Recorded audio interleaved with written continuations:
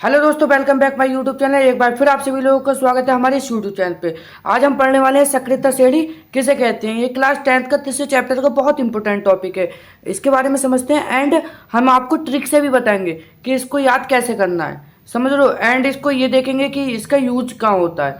तो सक्रियता श्रेणी वह सूची है जिसमें धातुओं की क्रियाशीलता को अवरोही क्रम में मतलब घटते हुए क्रम में, ऊपर से नीचे को अवरोही क्रम में व्यवस्थित किया जाता है। विस्थापन के प्रयोगों के बाद निम्नलिखित श्रेणी को विकसित किया गया है जिसे सक्रियता श्रेणी कहते हैं।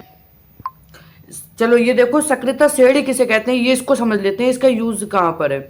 तो यहाँ पर जो हमें दिया गया है, पहले पे दिया गया है potassium, sodium, calcium, magnesium, aluminium, zinc, iron, lead, hydrogen, copper. इस हिसाब से ये जो हमें दिया गया है इसको याद भी करना है। एंड इसका यूज कहाँ है, तो इसका यूज अगर हम बात करें, जैसे कि हमें यहाँ पर दिया है पोटेशियम। अब अगर हमें किसी भी अभिक्रिया में पोटेशियम दिया, ठीक है, प्लस, अब इससे नीचे का अगर कोई भी दिया है, जैसे कि मान लो कॉपर सल्फेट दिया, देखो यहाँ पर दिया गया है कॉपर सल्फेट दिया, Cu, यहाँ पर जो दिया गया है कॉपर सल्फेट CuSO4। तो अगर इनकी अभिक्रिया कराएंगे हम, तो जो हमारा देखो पोटेशियम फर्स्ट नंबर पे है, मतलब इससे ऊपर है, कॉपर से ऊपर है, तो ये विस्थापन कर देगा किसको, कॉपर को, और कॉपर के स्थान पर खुद बैठ जाएगा। तो हमें जब प्राप्त होगा तो वो प्राप्त क्या होगा, वो होगा पोटेशियम सल्फेट, एंड कॉपर को वो अलग निकाल देगा। समझो, अधिक क्रियाशील तत्व कम क्रियाशील तत्व को उसी के यौगिक से अलग कर देता है। इसीलिए हमें इसकी जरूरत पड़ती है सक्रियता श्रेणी की। अगर आपको पता होगा कि कौन सा तत्व ऊपर है, कौन सा तत्व नीचे है, कौन अधिक क्रियाशील है, तभी तो आप उसको अलग कर पाओगे। इसीलिए हमें इसकी जरूरत पड़ती है। इसको याद करने की ट्रिक क्या होगी, ट्रिक देखो बहुत ईजी है। काशीनाथ का, समझ लो, तीनों का काशीनाथ का माली आलू जरा फीके पकाता है, समझ में आया।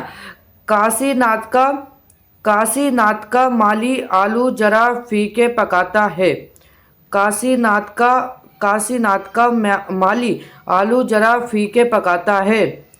काशी मतलब पोटेशियम हो गया, नाथ का मतलब Na सोडियम हो गया, नाथ का मतलब Ca हो गया, एंड माली जरा मतलब Mg मैग्नीशियम हो गया।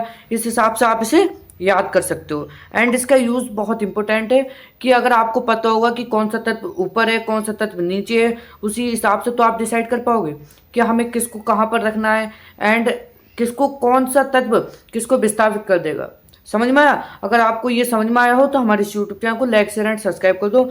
एंड हमारे इस यूट्यूब चैनल पे वही टॉपिक पढ़ाई जाती है जो कि बोर्ड के एग्जाम से इंपॉर्टेंट है, समझो, जो कि बोर्ड के एग्जाम में पूछे गए हैं या फिर बोर्ड के एग्जाम से इंपॉर्टेंट है, वही टॉपिक पढ़ाए जाते हैं। बाकी मिलते हैं अगली वीडियो में, जब तक के लिए बाय बाय।